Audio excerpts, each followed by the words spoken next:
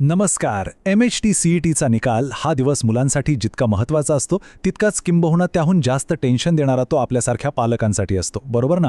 निकाल हातात येतो आणि त्यातले ते तांत्रिक शब्द पाहून एकच प्रश्न पडतो की आता पुढे काय करायचंय. आजच्या या विश्लेषणामध्ये आपण हाच गोंधळ पूर्णपणे दूर करणार आहोत, अगदी साध्या आणि सोप्या भाषेत. आता बघा, जेव्हा रिझल्ट हातात पडतो तेव्हा हमखास एक प्रश्न मनात येतोच, आणि तो म्हणजे गुण म्हणजेच स्कोर जास्त महत्त्वाचा की पर्सेंटाईल. ॲडमिशनसाठी नक्की काय बघितलं जातं? हाच तो प्रश्न आहे जो निकालाच्या दिवशी घरात सगळ्यात जास्त कन्फ्युजन वाढवतो. आज आपण हेच कोडं अगदी मुळापासून सोडवणार आहोत. आज आपण प्रामुख्याने 5 गोष्टी पाहणार आहोत. 1. परीक्षेच्या निकालाचा अर्थ समजून घेणे. 2.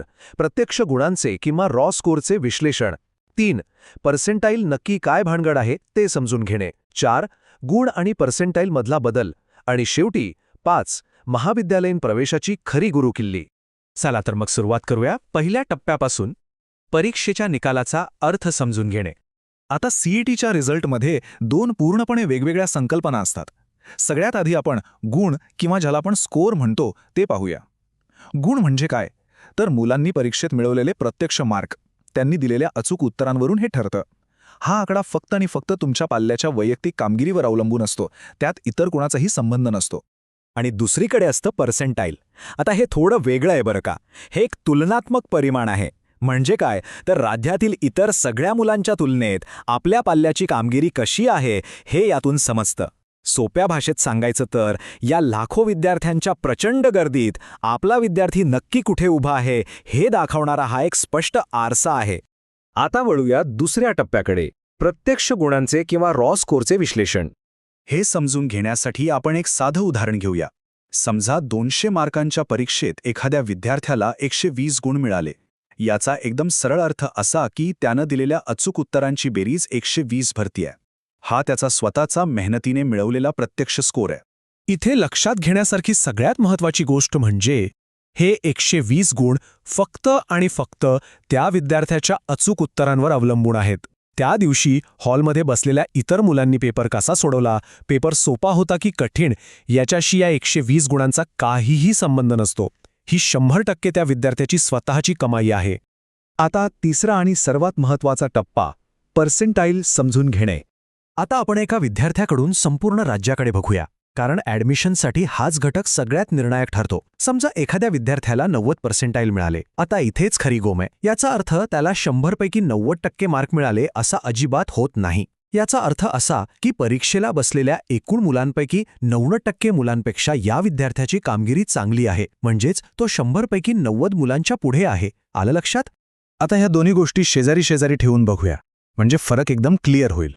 एका बाजूला आहेत गुण, जे विद्यार्थ्याचे प्रत्यक्ष मार्क किती आहेत ते सांगतात, आणि दुसऱ्या बाजूला आहे पर्सेंटाईल, जे इतर सगळ्या विद्यार्थ्यांमध्ये त्याचा क्रमांक किंवा मेरिट लिस्टमधलं स्थान निश्चित करतं. थोडक्यात, एकाने हे कळतं की मार्कांचा आकडा किती आहे, तर दुसऱ्याने हे कळतं की कॉम्पिटिशनमध्ये आपण नक्की कुठे आहोत. आता येऊया चौथ्या टप्प्याकडे, गुण आणि पर्सेंटाईलमधील बदल, ज्याला आपण शिफ्ट म्हणतो. आता पालक म्हणून तुम्हाला हा प्रश्न नक्कीच पडला असेल की गेल्या वर्षी याच गुणांवर छान पर्सेंटेल मिळालं होतं, मग यावर्षी तसं का नाही? तर बघा, याला 3 मुख्य गोष्टी कारणीभूत असतात. पहिली गोष्ट, दरवर्षी पेपरची काठिण्य पातळी बदलते. कधी पेपर सोपा असतो तर कधी कठीण. दुसरी गोष्ट, परीक्षेला बसणाऱ्या मुलांची संख्या दरवर्षी कमी जास्त होते. आणि तिसरी म्हणजे मुलांमधली प्रत्यक्ष स्पर्धा. यामुळेच काय होतं, एखाद्या वर्षी 120 मार्कांवर 95% मिळतं, तर दुसऱ्या वर्षी त्याच 120 मार्कांवर 92% सुद्धा मिळू शकतं. पर्सेंटाईल हे फिक्स नसतं, ते परिस्थितीनुसार बदलत राहतं. आणि आता आपला 5वा आणि शेवटचा टप्पा, महाविद्यालयीन प्रवेशांची गुरुकिल्ली. आता हे एक वाक्य कायमस्वरूपी लक्षातच ठेवा. महाविद्यालयीन प्रवेशासाठी गुणांपेक्षा पर्सेंटाईल जास्त महत्त्वाचे असते. अगदी 100% खरं आहे हे. त्यामुळे आपल्या मुलाला किंवा मुलीला प्रत्यक्ष मार्क किती मिळालेत यावर चर्चा करत बसण्यापेक्षा त्यांचं पर्सेंटाईल किती आहे याकडे लक्ष देणं जास्त फायद्याचं आहे. कारण कॉलेज ॲडमिशनसाठी याच आकड्यावर सगळा खेळ अवलंबून असतो.